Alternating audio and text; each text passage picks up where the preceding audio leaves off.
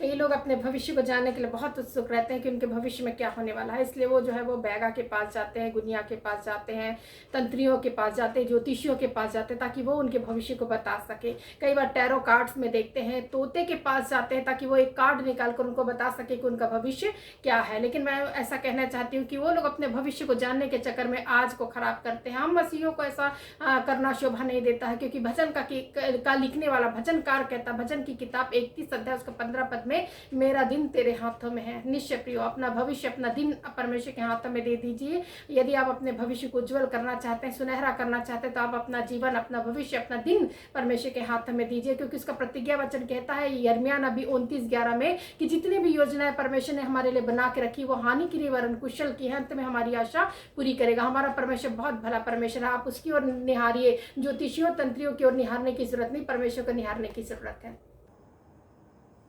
Don't seek fortune teller.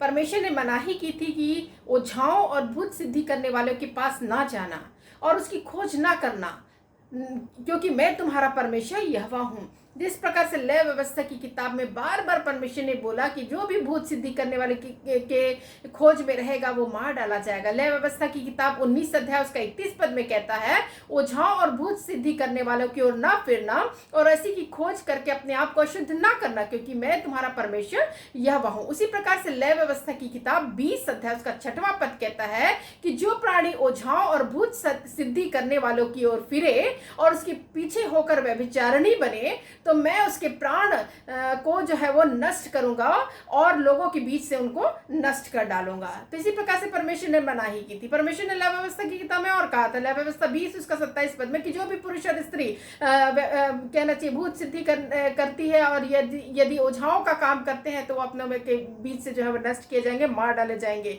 इसी प्रकार से हम जानते हैं कि सबसे पहला राजा जो शाऊल हुआ, परमेश्वर ने उस शाऊल को जो है वो राजा बनाया था, तो वो जो है अपने देश में सारे भूत सिद्धि करने वाले और ओझाओं को जो है वो नष्ट किया था। लेकिन हम उसके जीवन में और आगे को हम देखते हैं तो हमको पता चलता है कि ऐसी बातें हुई कि परमेश्वर का उसने विश्वासघात किया, परमेश्वर की आज्ञाओं का उल्लंघन किया, और परमेश्वर ने उसको पसंद नहीं किया और परमेश्वर की आत्मा उसके पास से उठ गई। और ऐसा हुआ कि वो एक बार जो है वो भूत सिद्धि करने वाले के पास जाकर पूछने लगा, उससे पूछताछ करने लगा, जबकि परमेश्वर ने इसको मना किया था। ये व्यवस्था में थी कि भूत सिद्धि करने वालों के पास नहीं पूछना है। और इसी प्रकार से यशायाह नबी की किताब 8 अध्याय उसका 19 पद भी कहता है, जब लोग तुमसे कहे ओझाओं और टोनों के पास जाकर पूछो, जो गुनगुनाते हैं फुसफुसाते हैं, तब उनसे कहना तुम कि क्या परमेश्वर ही के पास हमें जाकर पूछना नहीं चाहिए? क्या जीवितों के लिए मुर्दों से पूछना चाहिए? इस प्रकार की बातों को कहना करके यशायाह नबी ने कहा।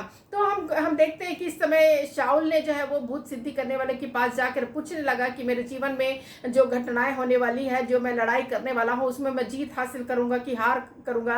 वो भूत सिद्धि करने वाली बोलती भी है कि मुझे ये मना किया गया है, यदि राजा जान जाए तो मेरा प्राण जो है वो नष्ट हो जाएगा। तो वो बोलता है कि तुझे कुछ भी नष्ट नहीं होगा, क्योंकि उस समय शाऊल जो है वो भेष बदलकर उस भूत सिद्धि करने वाली स्त्री के पास आया था और उसने उसके जानकारी प्राप्त की और उसने सही बातों को बता दिया। कहने का तात्पर्य ये है, इस बात से परमेश्वर से बहुत नाराज हुए और उसका प्राण जो है वो उसका प्राण जो है वो चला गया उस लड़ाई में। तो हम देखते हैं कि परमेश्वर जो है कई चीजों को ऐसी जो है वो पसंद नहीं करता। पहला इतिहास 10 उसका 13 और 14 पद में लिखा है कि शाऊल ने विश्वासघात के कारण वो अपना मारा गया और यहोवा से जो उसने किया था, क्योंकि यहोवा का वचन उसने जो है वो टाल दिया था और फिर उसने भूत सिद्धि करने वाली से पूछताछ किया और उससे सम्मति ली थी और यहोवा से ना पूछा था, इसलिए यहोवा ने उसे मार डाला और ईशै के पुत्र दाऊद को जो है वो सिंहासन दिया।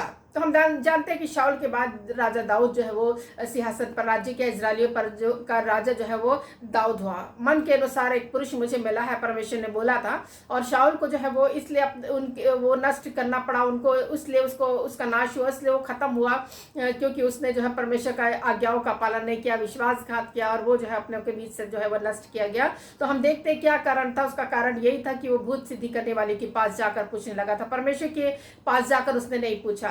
और कई प्रकार की ऐसी बात उसके जीवन में परमेश्वर ने देखी जिससे उसकी परमेश्वर की आत्मा उठ गई थी और वो परमेश्वर की बातचीत उससे जो है वो बंद हो गई थी। तो प्यारे मित्रों, मैं आप लोगों से कहना चाहती हूँ कि हमें किसी के पास जाने की जरूरत नहीं। अपने भविष्य को जानने की उत्सुकता हर एक के मन में होती है और वो अपने भविष्य को जानना चाहता है कि मेरे भविष्य में होगा क्या, और मैं क्या, मेरे भविष्य में आगे क्या होने वाला है, मैं कितने दिन तक जीऊंगा। ये भी कई प्रकार की जानकारी लेने की लोग कोशिश करते हैं, परंतु मैं ये कहना चाहती हूँ कि अपने भविष्य को परमेश्वर के हाथों में दीजिए। वो आपका भविष्य को बहुत ही सुंदर और बहुत ही सुनहरा लगा हुआ है, और विश्वास कीजिए परमेश्वर ने जो आपके लिए योजना बनाई है वो हानि के लिए वरन कुशल की है। अंत में आपकी आशा पूरी करेगा। जो आपकी इच्छा वो जरूर परमेश्वर पूरी करने वाला है प्रियो। इसलिए आप लोग ऐसे किसी तोते के पास ना जाइए, टैरो कार्ड्स में ना देखिए, और ना ही किसी भूत सिद्धि करने वाले, टोने जादू करने वाले के पास जाइए अपने भविष्य को पूछने के लिए, और ना ही और किसी के पास जाने की जरूरत है। आपको केवल परमेश्वर के पास जाने की जरूरत है और उससे पूछने की जरूरत है,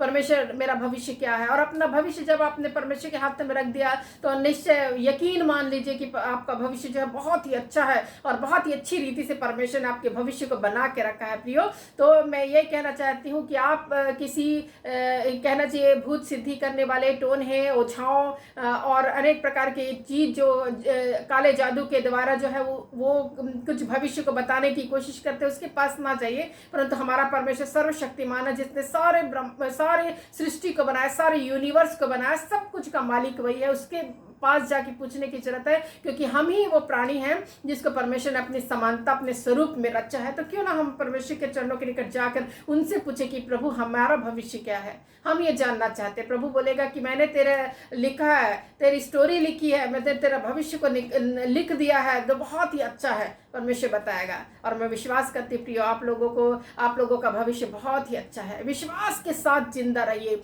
नेगेटिव नहीं परंतु पॉजिटिव बातों को सोचते हुए आगे बढ़िए, और आपके जीवन में हर एक बातें जो है वो आशीषित होंगी। और ये सब चीजें जो हमको मना है, मसीहियों को ये सारी चीजों को करना मना है, तो हमको परमेश्वर की आज्ञाओं का उल्लंघन नहीं करना, परंतु परमेश्वर की आज्ञाओं के अनुसार अपना जीवन को जीना है और अपना सब कुछ परमेश्वर के हाथ में रख देना है। हमारा कल भी परमेश्वर के हाथ में था, आज भी परमेश्वर के हाथ में है, और आगे आने वाला कल भी हमारा परमेश्वर के हाथों में होगा। और हम ये बात से हमको सुकून होना है कि मैंने सब कुछ, अपना सब कुछ जो है वो परमेश्वर के हाथों में सुरक्षित कर दिया है। इस वचन के द्वारा परमेश्वर आपको बहुत ऐसा आशीष बरकत दे।